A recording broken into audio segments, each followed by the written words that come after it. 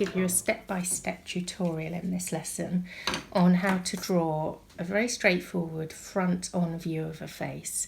It's very useful to know some of the tips and tricks to do that, even though when you go on to paint more faces, you'll realise that every face is a bit different and different angles have different rules. So let's have a go. So one of the things you can do first before you even begin, and in fact I haven't even got all of my equipment, is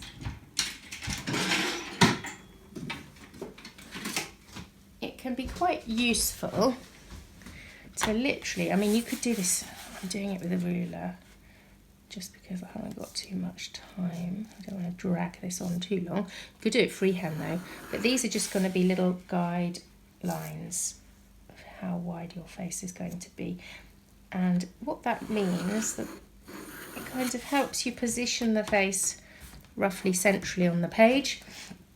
It also helps when you're getting the outline of the face in, and the next step after that is to start, in fact, you know what I would do before I do the face? I would get the central line going down. So actually I'm going to measure this. This is 16.5 wide, so we want 8¼ centimetres running down the middle.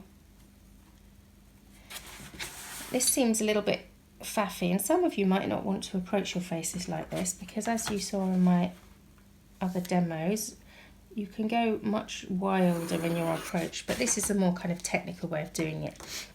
So now we've got a central line and we've got two side lines to help us get started. So now what we're going to try and do is we're going to try and get the basic outline of the face. Now, when you're about 5, everyone thinks a face is a circle.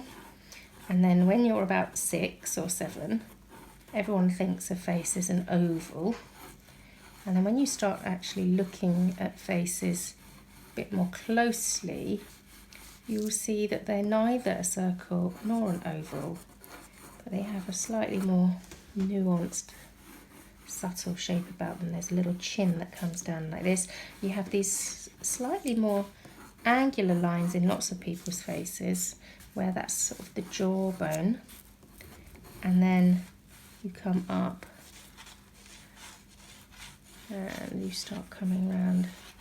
I suppose it's a sort of oval, isn't it? But there's more flat sides to it and a few more angles than you would expect. So that's the first step, is now you see having that central line and the two outside lines, that really helps you to make sure that your face is the same on both sides, a bit symmetrical. And then that would also help you when you kind of add in a neck.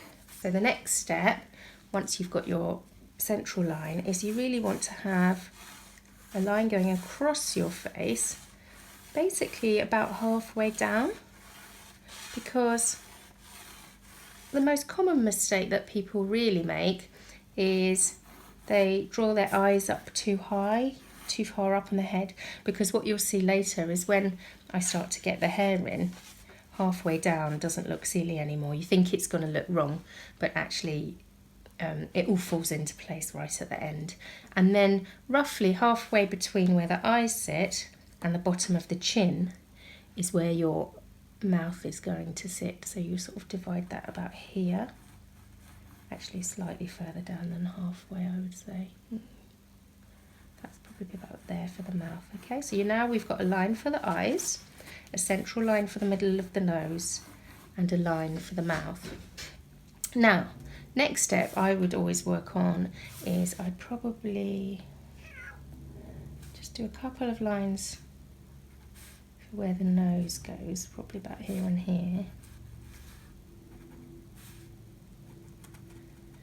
And another trick is the inside of the eyes lines up vertically with the outside edges of the nose. So now I've got 2 points where my eyes begin.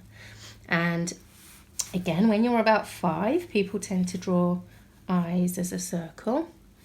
And then when you're about 6 or 7, you might progress to an oval.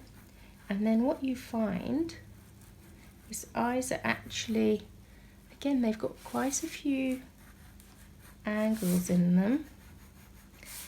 I find they've got like 1, 2, 3 straight lines almost along the top. 1. I don't know, it's a bit too close in. Slightly wider. I think I'll start it there. And another common mistake is that people, children particularly, in fact adults do this as well, is they tend to draw the eyes too big. And the reason why we all draw eyes too big is because we're designed as humans to take notice of people's eyes. They attract our attention because they've got so much character and expression in them. Alright, so we're going to start getting the pupils in like that. Now we have eyes. And another rule is the gap between the eyes is usually the same width as the eye itself. And that kind of shows me that I could come out a little tiny bit wider on these eyes. So the gap between the eyes is the same width as the eyes. So the gap between the eyes, that's about right now, isn't it? Gap between the eyes is the same width as the eye.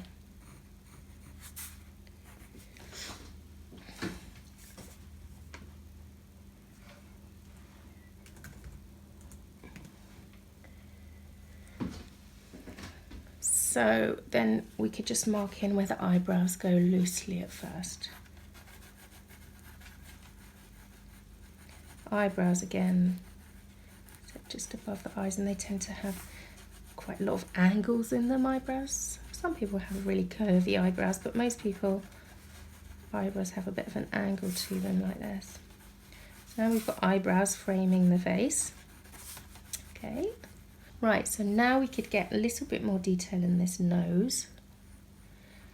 Now, the big mistake that people often make with noses is they try and draw the line of the nose going all the way up there to the eyebrows, but actually there is no line on people's faces at that part of the nose. That part of the nose comes together with shadow afterwards and shading, so you can't draw that bit with line. So what you do is you just leave that bit at the moment and you draw the bottom part of the nose only, okay? And then you've got sort of little nostrils peeking through. And then maybe, and actually, if you look closely at a nose, you'll see that there's a kind of, almost like a ball on the end of the nose. I'm just going to suggest it there a little bit. And sometimes you see that with shadow and highlights. Then we come down and we start to draw the mouth again.